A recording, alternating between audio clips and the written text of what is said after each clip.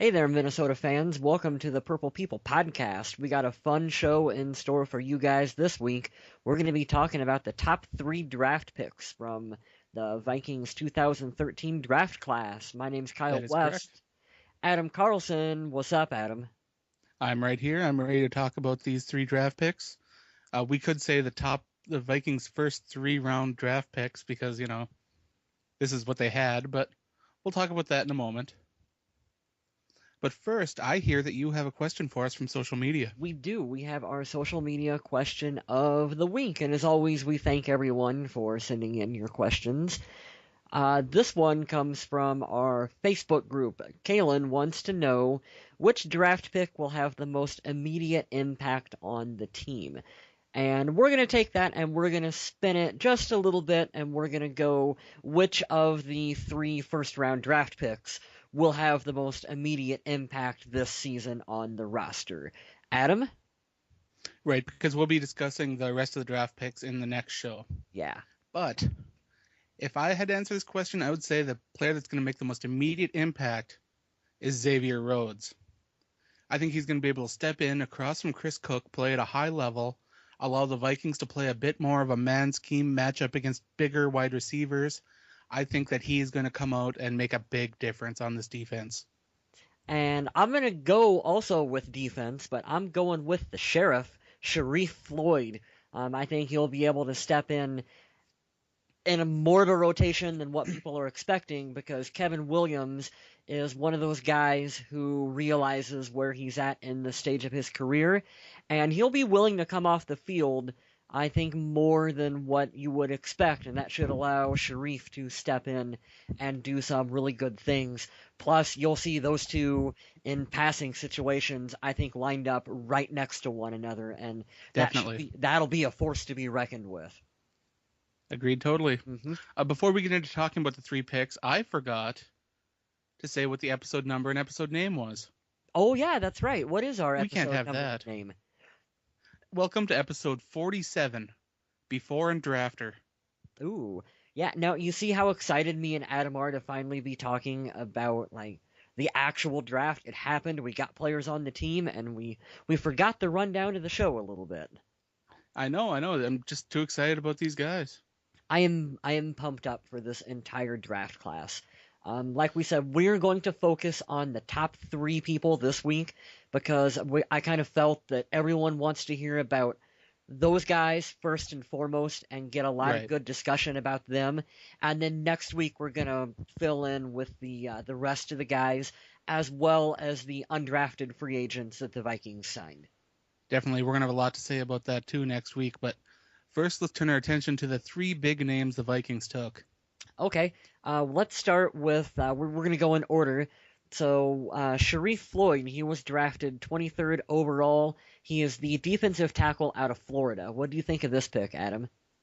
Now, most people that were predicting the draft or rate talent in the draft had him going at least at the earliest number 3, Mm-hmm. at the latest number 10. So for him to fall to 23 is pretty amazing.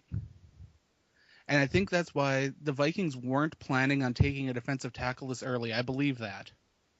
Mm-hmm. I think they were going to go middle linebacker, corner, wide receiver. But when Sharif Floyd fell that far, he was too good of a value, too good of a player to pass up at that point of the draft. Yeah, Spielman said in his presser that the Vikings had went through 1,000 different scenarios for what could happen in the first round, and none of them included Sharif Floyd falling all the way to 23. Now No, he was a player that they did their research into. They bring in, I think, the top 30 prospects come right. to Minnesota, and he was part of that top 30 visit.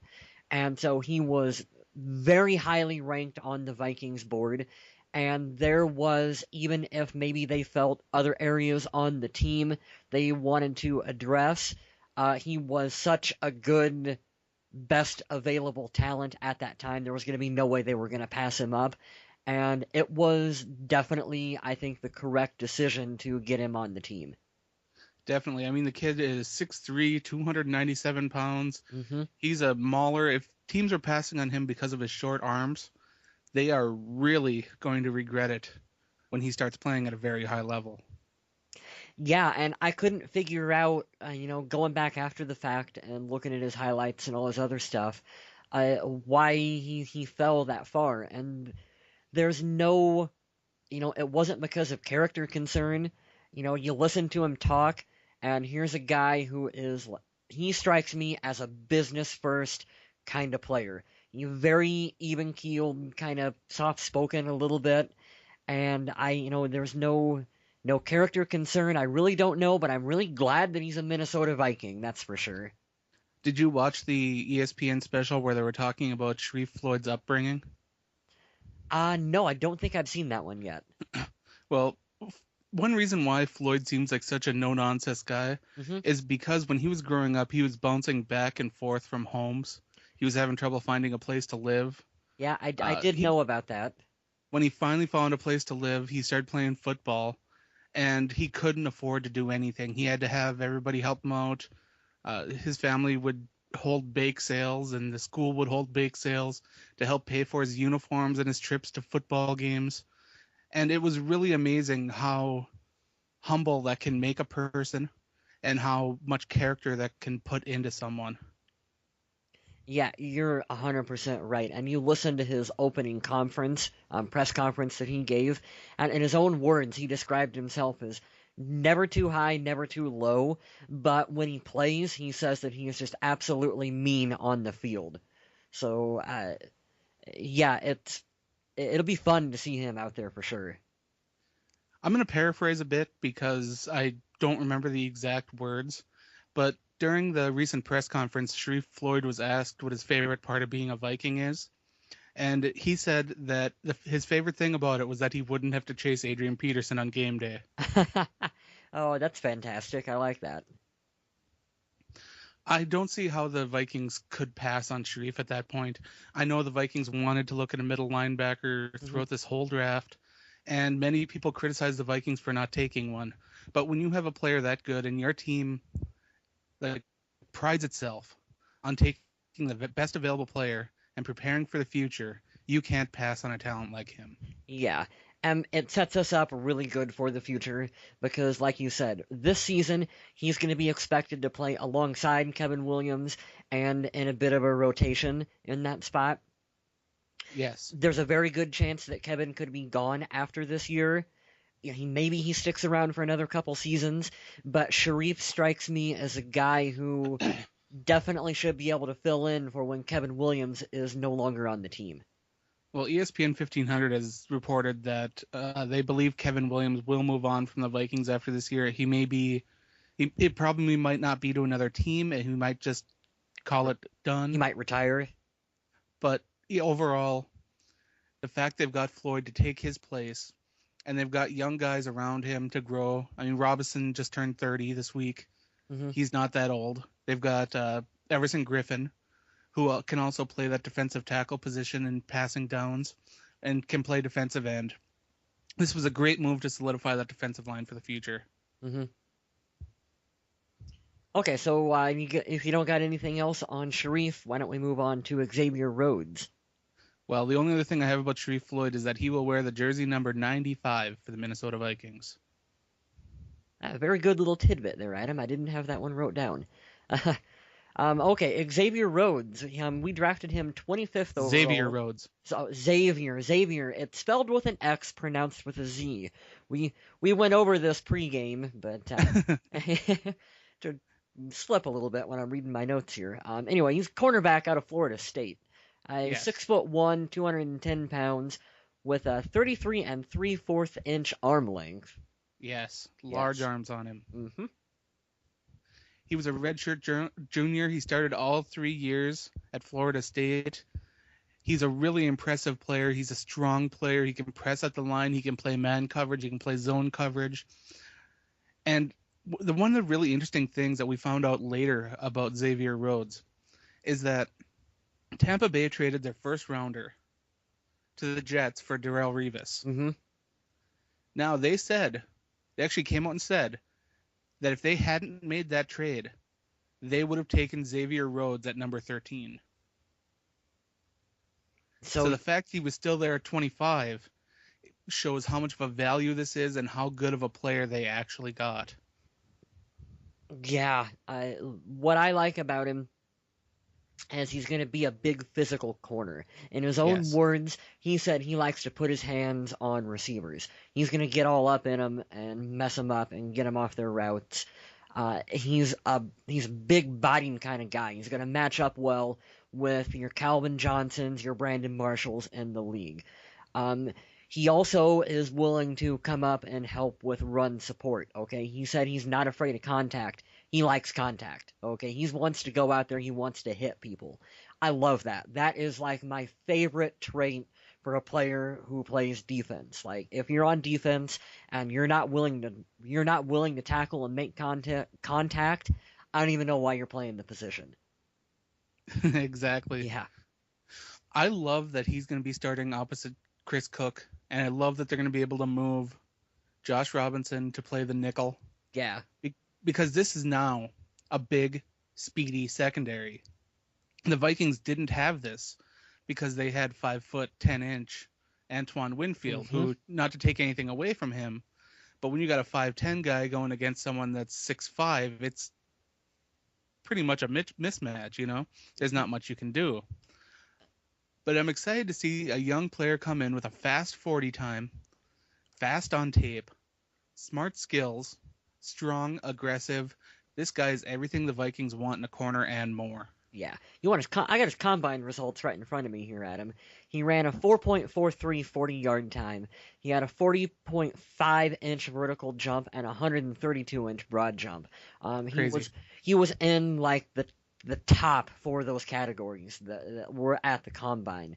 I really like the fact that he's a 3-year starter at Florida State too. So that means he's played the position for a number of years at college. He's not one of these guys who you've only got 1 year of tape on, which we'll get to that in a minute. You only, sometimes you get them where they only got 1 year of tape, and you kind of wonder a little bit what they're going to be. Well, for him, you got 3 years at Florida State that you can go back and you can watch him play the position. I You hit the nail on the head when you brought up Antoine Winfield a little bit with him being shorter. That's kind of a byproduct of NFL from a few years back. You're getting receivers who are coming out who are being they're a lot bigger receivers that are playing the game now. Guys like Calvin Johnson and Larry Fitzgerald. So your corners you're wanting to draft these bigger physical corners who can match up with your receivers who are now bigger physical receivers. Absolutely, Yep. especially in the NFC North. hmm One of the big knocks, though, against Xavier was they were afraid that a lot of his production came because he had a team with a defensive line with Bjorn Warner and Tank Carradine and Brandon Jenkins. But he's coming to a team where they have just as intimidating of a defensive line. Yeah, I was just gonna say, like, we take pride in our defensive line here in Minnesota, and he's gonna be playing on one. Well, you guys know who's on our D line. I don't gotta go through that list. You see No. how they're continuing to keep it up by drafting guys like Sharif Floyd right before him, and he's gonna be playing on the same, defense now with, other guys like Harrison Smith and Chris Right. Cook. So he's a very good piece to the puzzle. I don't That knock don't make any sense to me. He's coming to a good defense in Minnesota, and he's going to make it even better. Well, I can understand why some teams would pass on him that don't have a stellar defensive line, Oh, that yeah. can't really invest in it right now either. Because to other teams, he would be a project. He'd have to be a guy that they didn't know what they had at first, and that they didn't know if the defensive line would be able to create enough pressure to make him effective. We know that Minnesota can do that. Oh, yeah. Yeah, well, we can get pressure to the quarterback, so there will be no problems in that department. My final note on Xavier Rhodes is that he will wear the jersey number 29. I like that. I like that number. Good number for him.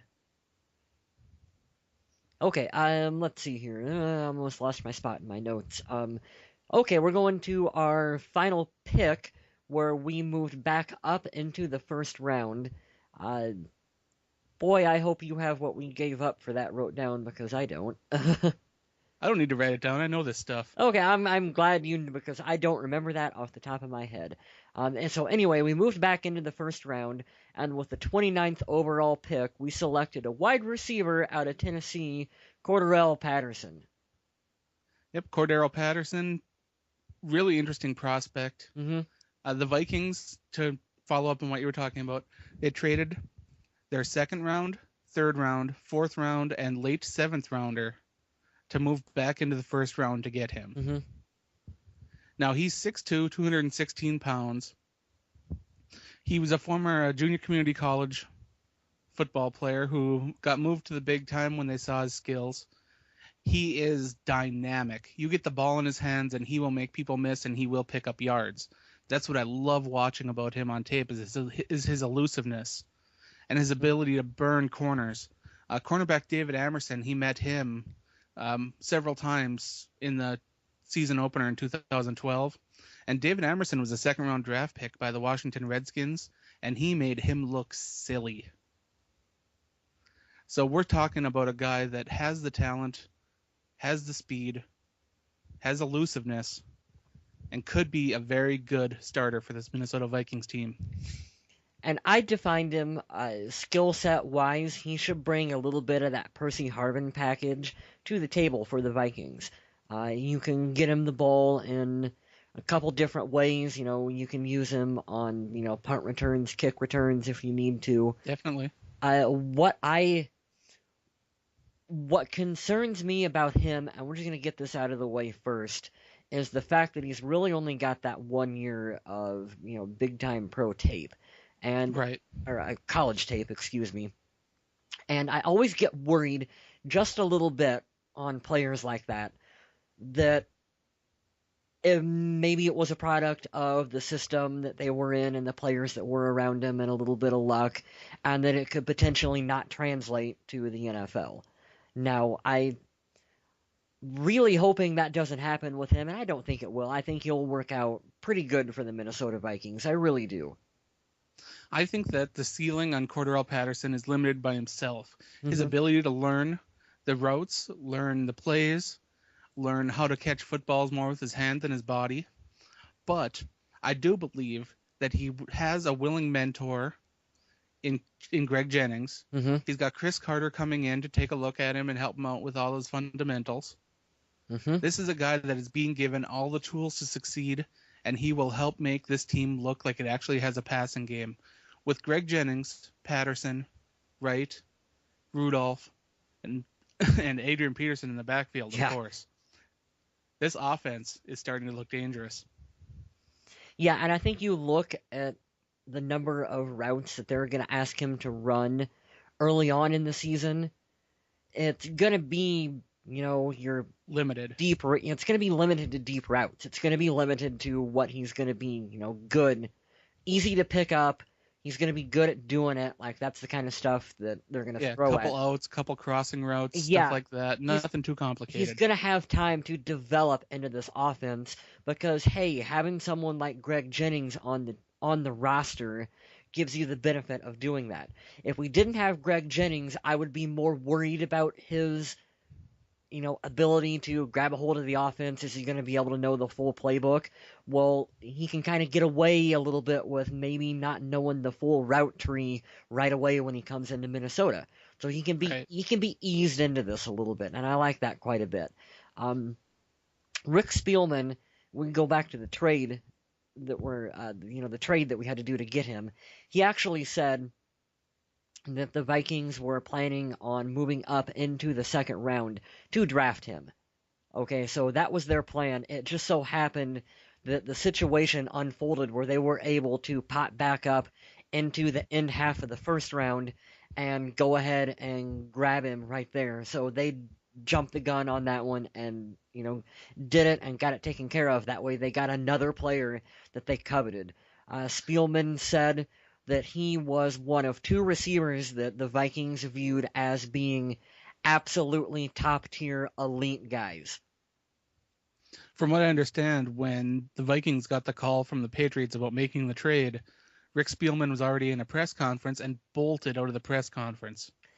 Spielman was in a press conference, and Frazier was doing a radio interview at the time, and so that leaves the awesome question of who exactly it was in the Vikings war room that was on the phone fielding this call. I'm gonna go ahead and guess it was Scott Studwell.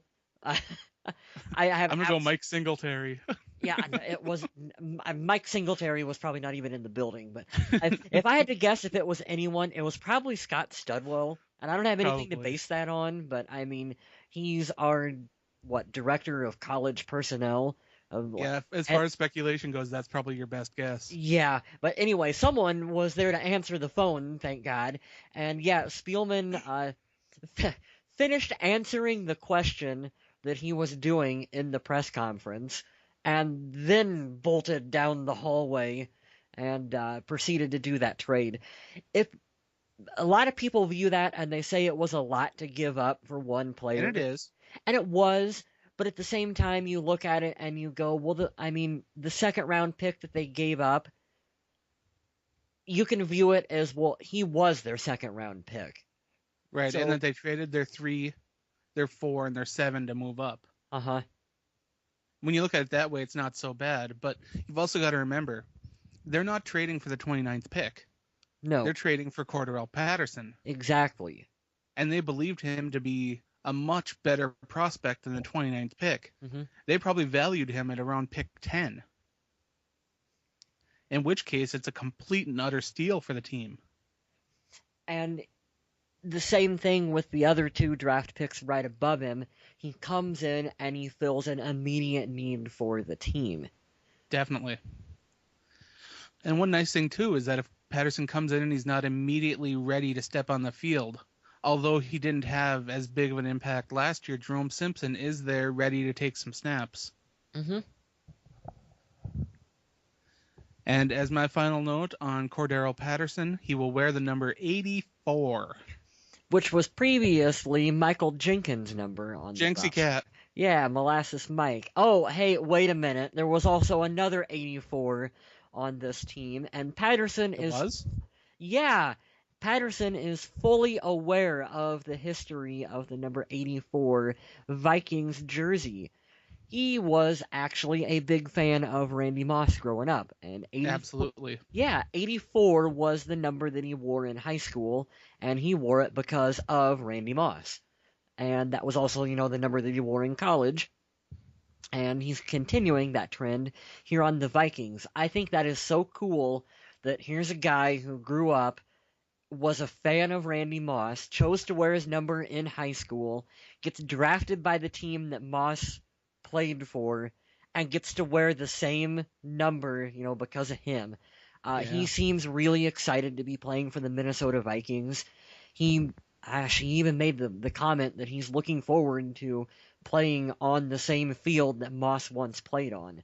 So I'm hoping, the first time we drafted a player that wore number 84, it worked out pretty good for us for a number of years. And let's hope that this number 84 works out just as well. One final bit on Cordarrelle from me, even though I said I was already done. Sorry, guys. But I read a really cool story about him that because of how much he loved Randy Moss and loved watching the Vikings games at that time, that he really did want to become a Minnesota Viking. Mm-hmm. He sat there at number 23, and when the phone didn't ring and they took Sharif Floyd, he was really disappointed. So then he waited, and he knew the Vikings had another pick at 25. 25 came, and he heard Xavier Rhodes' name called. Well, at this point, Patterson got kind of frustrated because he wanted to go to Minnesota. Mm-hmm. So he got up, and in frustration, he went to the bathroom to try to relax himself, go relieve himself of his whatever he drank. I don't know. But I guess midstream, his phone rang when the Vikings made that trade up to number 29. And as a running theme for the Vikings this year, they seem to get a hold of people when they're in the bathroom to draft them. I don't know. I hope that's not an omen of the coming season, but it's pretty funny to note that twice that seemed to happen to us. And don't you just, and we can keep talking here apparently, but don't you just love the fact that you got a player who wants to be in Minnesota, and you know, I gotta admit, it's different to have a wide receiver that wants to be in Minnesota. yeah, I know. It's like, wait, Percy who? Wait, who cares about him? Hey, it's a little soon for that now. We got Greg Jennings, who is just loved and wanted to come here, and now we draft Patterson, and he definitely wanted to come here and is looking forward to playing here. And Jarius Wright seems to love it here, and Jerome Simpson re-signed with us. We know he doesn't like Tom Pelissero too much, but other than that, apparently he must like it here at least a little bit too. So It's true. we've got a group of receivers who actually want to play for the Minnesota Vikings. It's true. Hmm.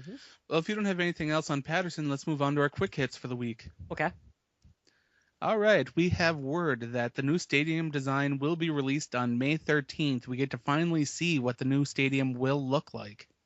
It's gonna be a stadium with a field and a dome over top of it.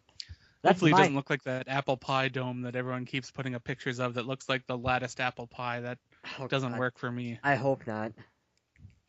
April 27th, Brian Robinson had his 30th birthday. I mentioned it earlier, but we at the podcast hope that he had a happy, happy, happy birthday. Hmm. Former Vikings defensive tackle Pat Williams signed a one-day contract this week to retire as a member of the Minnesota Vikings. Very cool. I love that show of It's a classy gesture move. from the Vikings. Very classy move. And if you guys haven't, be sure to go to Vikings.com and click through their videos. One of them you can see they did, an interview with him. It's really cool. You kind of, real casual sit down with him and Coach Frazier, where they talk about the kind of player that he was, and it's really, really nice to see. I like that. Definitely. Well, Adrian Peterson lost. He lost the Madden cover of Madden 25 to Hall of Fame Detroit Lions running back Barry Sanders. Yeah, I'm not really too upset about it. I'd print out my own cover of Madden with Adrian Peterson on it if I'm really that worried about it. I mean, he lost to Barry Sanders. Like, I'm not gonna Yeah, get you that. can't be mad about that. Yeah, it's not like that. Who was that running back that was on it a couple years ago for the Browns? Peyton Hillis? Yeah, Peyton Hillis. I mean, it's not like you lost out to Peyton Hillis, and it doesn't even make any sense that he's on the cover. So, The Vikings agreed to terms with defensive end Lawrence Jackson, formerly of the Detroit Lions. mhm. The former first-round pick has 19.5 career sacks, was and he'll slot in as a rotational end behind Jared Allen, Brian Robinson, and Everson Griffin. Boy, that's a scary combo. was he ever on the cover of Madden? No. No, maybe we can get But him on the cover of Madden. soon he'll be the only former Lion that hasn't been. And my last bit of news, even though you mentioned it at the beginning of the show, the Vikings will be signing a lot of undrafted free agents soon to fill out their roster. Rather than speculate and name everyone that they're bringing in to try out, we'll wait until they're signed and then we'll give you a rundown on them. Hmm.